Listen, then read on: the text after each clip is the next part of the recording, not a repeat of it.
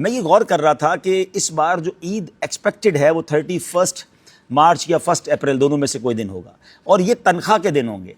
تو جتنے وہ لوگ جن کے پاس لوگ جاب کرتے ہیں، تقریباً 26-27 رمضان کے بعد بینکس بند ہونا شروع ہو جاتے ہیں، دکانیں بند ہونا شروع ہو جاتی ہیں، تو ایسا نہ ہو کہ آپ کے یہاں جو کام کرنے والے لوگ ہیں ان کی تنخواہ آپ عید سے پہلے نہ دیں اور پھر عید کے دنوں میں ان کو تکلیف ہو جائے۔ تو اگر ابھی سے آپ پلان کر لیں، اہتمام کر لیں اور اس دل جوئی کا ایک سامان کر لیں کہ آپ اللہ نے اگر آپ کو نوازا ہے تو آپ 24-25 تاریخ کو ان کو تنخواہ دے دیں، تاکہ کچھ دنوں کی ایڈوانس ہو جائے گی اور آپ ان کو دے دیں گے تو انشاءاللہ ان کی عید اچھی گزر جائے گی۔ اور ایک اور میری ریکویسٹ یہ تھی کہ بعض اوقات کچھ لوگوں نے کسی کو لون دیا ہوا ہوتا ہے اور وہ ہر مہینے کٹوا رہے ہوتے ہیں، تو اگر آپ کے لیے آسانی ہونا تو کم از کم یہ جو پہلی تاریخ آ رہی ہے اس تاریخ کو لون کی رقم نہ کاٹیں، آپ ان کو کہہ دیں کہ چلے یہ بار نہ دیں، آپ اگلے مہینے سے دیجیے گا، تاکہ یہ عید کے دنوں میں، رمضان کے آخری دنوں میں جو اس نے آپ کو قسط دینی ہے وہ قسط جو ہے وہ اپنے بچوں پر انشاءاللہ خرچ کر لیں گے، اپنے گھر والوں پر خرچ کر لیں گے، تو آپ کے لیے انشاءاللہ ثواب ہوگا۔ ایک روایت میں نے پڑھی تھی کہ ایک بندہ تھا، بڑا گناہگار تھا، انتقال کے بعد کسی نے دیکھا اور پوچھا کہ مرنے کے بعد آپ کا کیا معاملہ ہوا، تو اس نے کہا میں نے لوگوں کو قرض دیا ہوا تھا